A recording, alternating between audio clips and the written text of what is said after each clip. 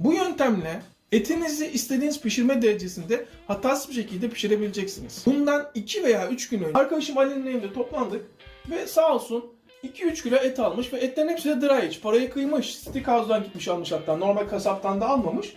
Fakat sofraya oturduk, etleri yiyoruz. Şimdi kibarlığından kimse de sesini çıkartamıyor. Bu kadar uğraşmış, yapmış.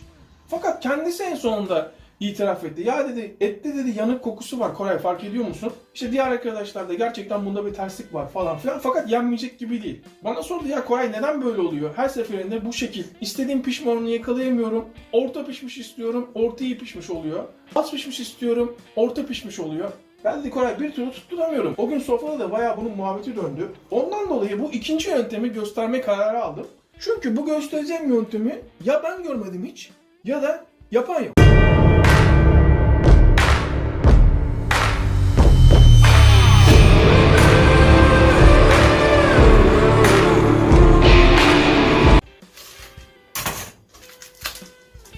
Şu etimizi çıkartalım. Şimdi tek parça gibi görmüş olabilirsiniz. Şimdi bu videoda biraz da muhabbet edeceğiz. Baştan söyleyeyim. Eğer diyenler varsa ki çok fazla konuşma oluyor. Biz hareket görmeye geldik. Hareket videonun ortalarına doğru var. İsterseniz kaydırabilirsiniz, isterseniz de izlemeyebilirsiniz. Size kalmış.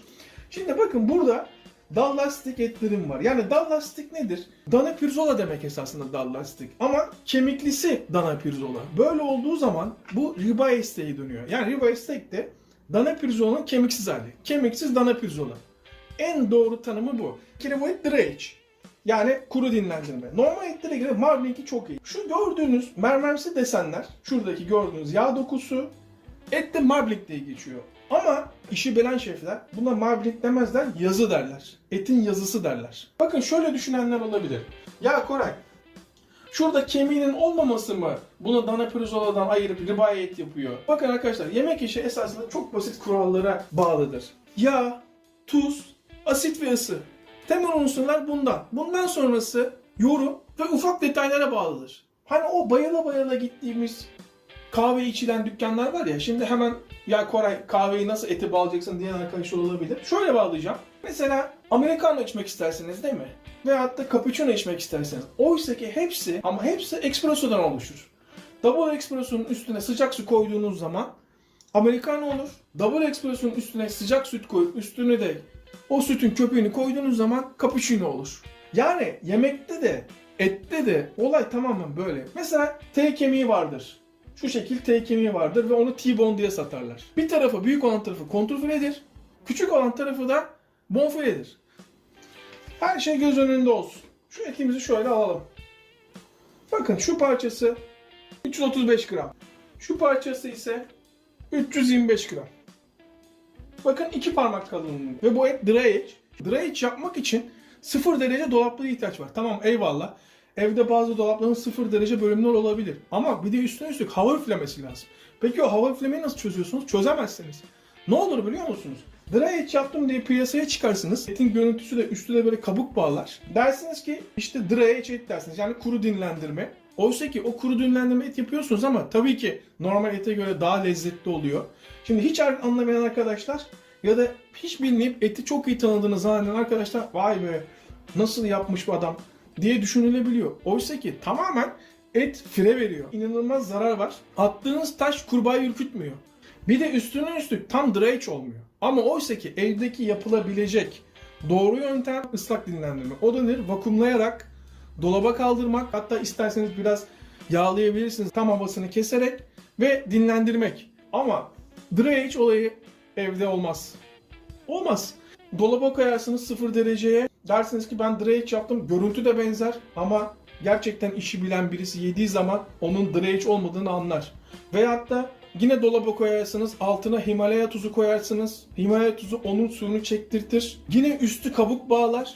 Yine dry age görüntüsü olur ama yine dry age olmaz. Bazı arkadaşlar bana tepki gösterebilir ama doğrusu bu. Yapacak bir şey yok. Sadece görüntüde dry age yakalamış gibi görüntü alırsınız ama o yediğiniz Nusret'teki gibi etler gibi olmaz. Ama kasaptan aldığınız etten de iyi olur. Eyvallah, kabul ediyorum bunu. İlgisini çekenler dinlemiştir. İlgilenmeyenler de geçebilir zaten.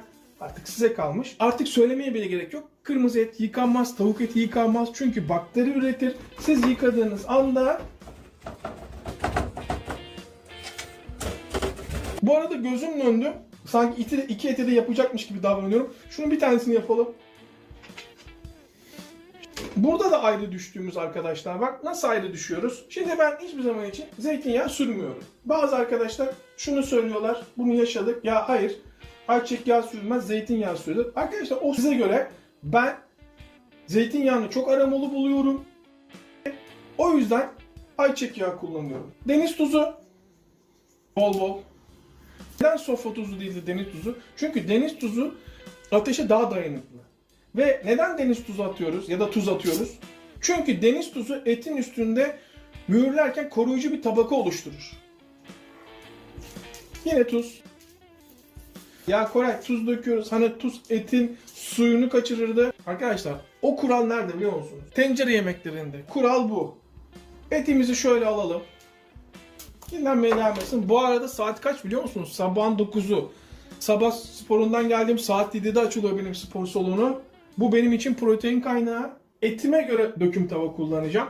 Bakın küçük bir şöyle çok dev gibi döküm tava kullanmayacağım. Altı en yüksekte unutmayın. Böyle termometreler kullanabilirsiniz. Bakın bu esasında en sağlıklı termometre budur. Manuel termometre. Ama veyahut da böyle elektronik de kullanabilirsiniz. Dereceyi böyle gösteren de kullanabilirsiniz. Veyahut da böyle bakın en ucuzlarını gösteriyorum ben. Bu arada hemen karabiberi de atalım. Evet. Bakın şuraya zamanlayıcıyı da koyalım, tamam mı? Elimizi şöyle 5 saniye tutamıyorsak tavamız ısındı. Hemen etimi şöyle atıyorum. Ve dakikasını da açalım. Tam 1 dakika. Bu arada ben etimi ortaya pişmiş seviyorum. Yani 63 derecelerde. Bakın tam 1 dakika oldu. Et kendini bırakıyor mu? Bırakıyor. Gördünüz mü? Tam 1 dakika. Şöyle bir 10 saniye boyunca bekleyeceğim.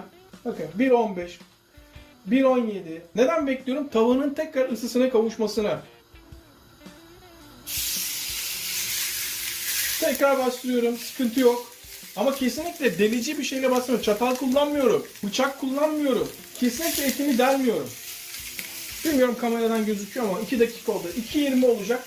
20 saniyesini çünkü bekletmiştik. Şimdi bakın.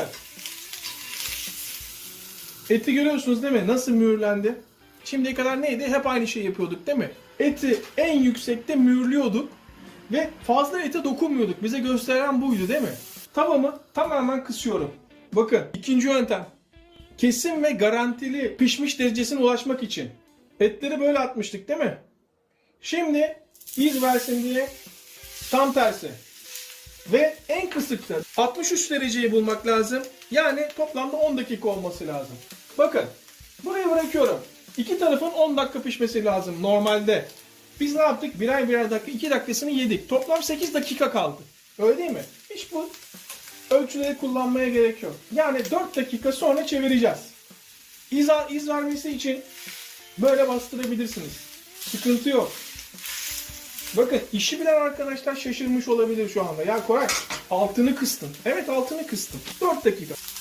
Şimdi tam 4 dakika oldu. Yani bir yüzü oldu. Toplam 5 dakika. Zaten et nasıl bırakıyor biliyor musunuz? Nasıl? 8.15'te tamamız. Hemen bırakalım. Evet ama dikkat ederseniz yine bir 10 saniye bekledim. Tava en kısıktı arkadaşlar. Görüyor musunuz? Birinci yöntem gibi yapmıyoruz. Nedir birinci yöntem? En yüksekte gibi yapmıyoruz şu an. İkinci yöntemi kullanıyoruz. O yapılamaz mı? Yapılır. Doğru değil mi? Doğru.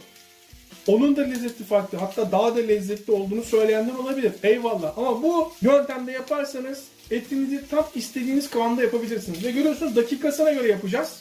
Yine de kontrol ederiz isterseniz. Sıkıntı olmaz. Biliyorsunuz etin dereceleri var pişirirken. 30 saniye sadece bir yüzünü 30 saniye bir yüzünü kızartıyoruz. Ona blue deniyor. Çok az pişmiş derecesi var. 40 derece. Onu da birer dakika pişiriyoruz her iki tarafını. Toplamda 2,5 dakika pişiriyoruz. Bir de az pişmiş 50 derece var. Onda da 1,5 dakika pişiriyoruz. Toplam 3,5 dakika pişiriyoruz. Ve ne var? Az orta var. O da 52 derece.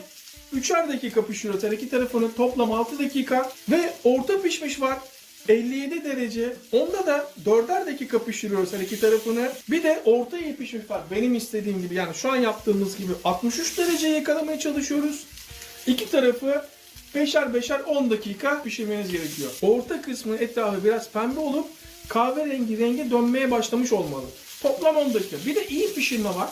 İyi pişirme en kolayı 70 derece. Bir tarafını 7-14 dakika pişiriyorsunuz. Bu kadar. Bunların hepsini yazarız. Aklında bulunur. 8-20.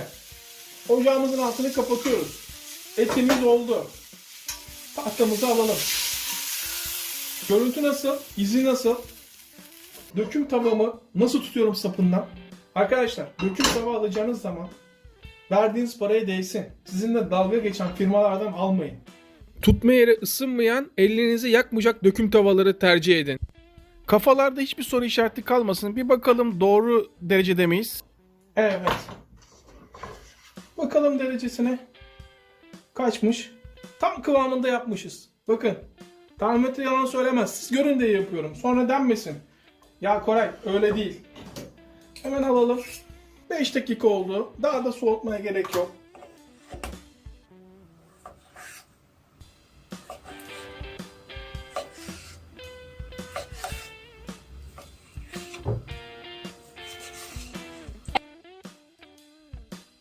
Şimdi bakalım nasıl pişirmişiz.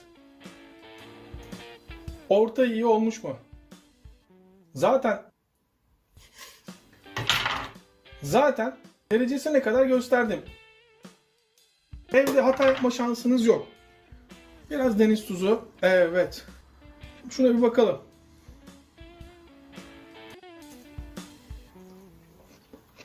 Tam ortadan aldım. Vay be. İmkan olsa da keşke ikram edebilsem. Eti görüyorsunuz değil mi? Bakın.